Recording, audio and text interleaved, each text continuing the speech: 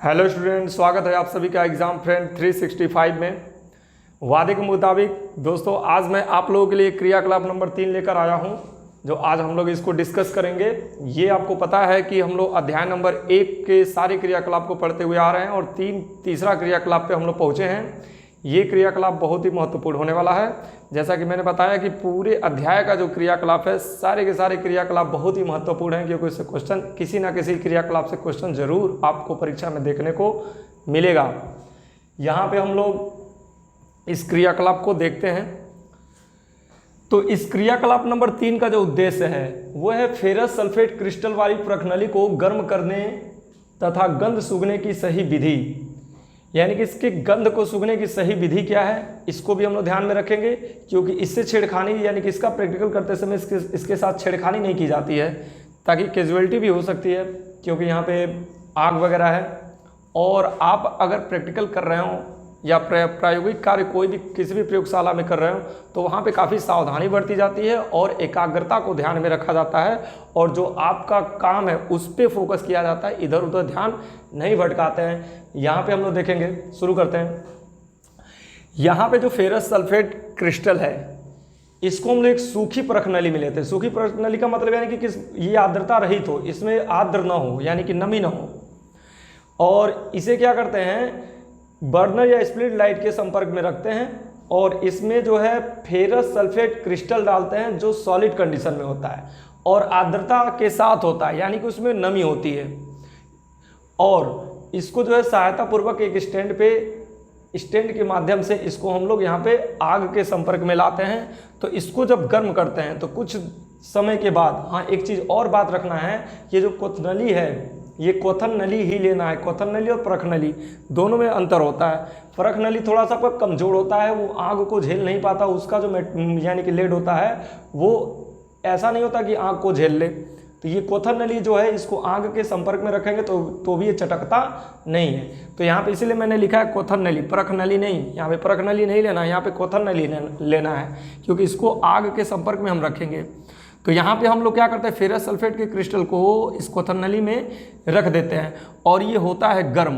तो गर्म होने से क्या होता है कि इसके जो जल हैं, इसमें जो जल है यानी कि जल के जो है 7 अणु हैं, वो क्या करता है, ये उसको त्याग देता है, यानी कि भाप बन के ये उड़ जाता है और वही गंध के रूप में ये एहसास कराता है। जो इसका गंध जो होता है बहुत ही तीक्ष्ण गंध होता है।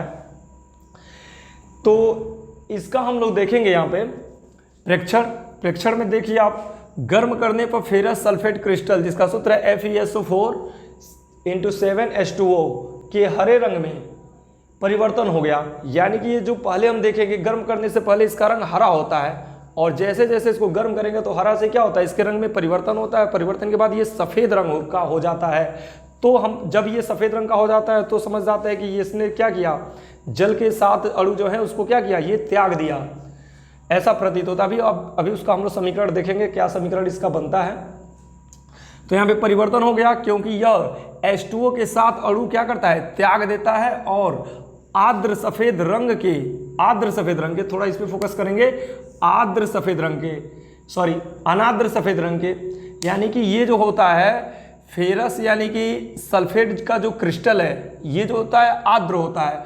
और यहाँ पे जब इसमें चेंजिंग आती है, वो चेंजिंग ये आती है कि अनार्द्र हो जाता है, यानी कि ये जब हाइड्रोजन यानी कि H2O जो है इसको जब त्यागता है तो क्या होता है, अनार्द्र हो जाता है, यानी कि आर्द्रता रहित हो जाता है और फेरस सल्फेट में परिवर्तित हो जाता है। सल्फर के दहन में उत्पन्न, यानी कि जो सल्फर का दहन है उसमें उत्पन्न तीक्ष्ण अभिलक्षणिक गंध को भी आप पहचान सकते हैं। जैसा कि मैं बताया, यहाँ पे गंध देता है, तीक्ष्ण गंध देता है। तो यहाँ पे हम देखेंगे सबसे पहले जो फेरस सल्फेट है FeSO4, ये जो फेरस सल्फेट है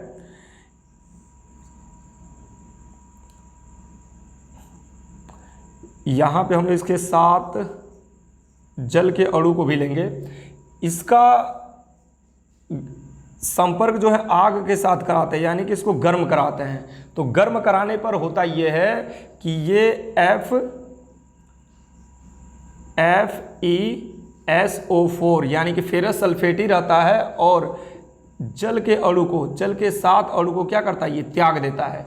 तो इसका हिंदी लिख लेते हैं, ये है फेरस सल्फेट फेरस सल्फेट। यहाँ पे इसका रंग जो होता है हरा रंग होता है, हरे रंग का होता है। और जैसे इसको गर्म करते हैं तो ये जब जल के साथ अणु को त्याग देता है तो इसका रंग हो जाता है सफ़ेद, सफ़ेद रंग हो जाता है। और यहाँ पर भी ये फेरस सल्फेट ही रहता है और ये हो जाता है हमारा जल। तो इस तरह से इसका यहाँ पे ये रासायनिक अभिक्रिया नहीं है, ये रासायनिक अभिक्रिया अभी यहाँ पे रासायनिक अभिक्रिया का समीकरण नहीं लिखे हैं। यहाँ पे इसको जब ये 7 अणु को त्याग देता है तो उसका और उसको गर्म किया जाए तो उसका अपघटन हो जाता है। अपघटन कैसे होता है, ये अपघटन अभिक्रिया में भी उदाहरण दे सकते हैं हम लोग, जैसे कि ये FeSO4 यानी कि ये सफ़ेद रंग का फेरस सल्फेट जो क्रिस्टल है, ये सफ़ेद रंग वाला, इसे जो है अधिक गर्म करने पर, अधिक गर्म करने पर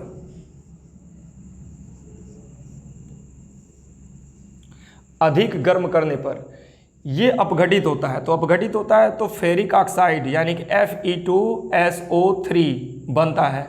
उसके बाद से sulphur dioxide plus sulphur trioxide का अपघटन हो जाता है। ऐसे इनके रूप में फिर इसका जो है अपघटन होता है। इसका हिंदी भी लिख लेते हैं हम लोग। ये है आपका फेरस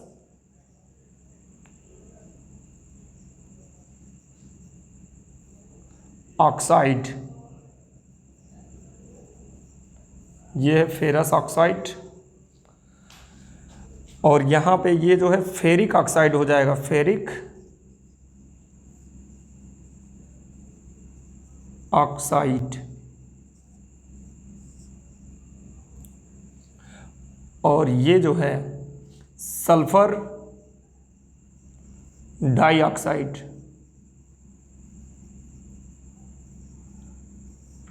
और ये जो है सल्फर ट्राइऑक्साइड।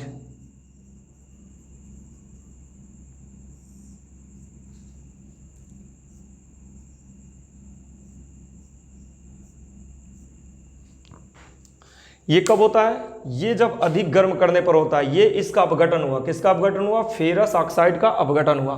तो यहाँ से एक और चीज़ हम लोग सीख पाते हैं इस रासायनिक अभिक्रिया से कि ये जो रासायनिक अभिक्रिया ये किस प्रकार की रासायनिक अभिक्रिया है। ये तो कन्फर्म हो गया कि रासायनिक अभिक्रिया है, क्योंकि हम लोग रासायनिक सारी के सारे जितने क्रियाकलाप कर रहे हैं सब में रासायनिक अभिक्रिया ही कर रहे हैं। तो यानी कि किस प्रकार का रासायनिक अभिक्रिया है, ये जो रासायनिक अभिक्रिया है आपका ये अपघटन वाला रासायनिक अभिक्रिया है।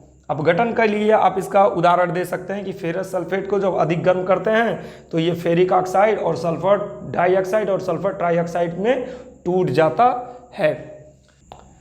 तो उम्मीद करते हैं दोस्तों आप लोगों को ये जो है क्रियाकलाप नंबर 3 आप लोग को आसानी से समझ में आ गया होगा और फेरस सल्फेट का अपघटन आपने समझ लिया होगा। और फेरस सल्फेट के अपघटन को आप बिल्कुल अच्छे तरह से तैयार करके रखेंगे परीक्षा के लिए, क्योंकि ये जो है क्वेश्चन पूछा गया है।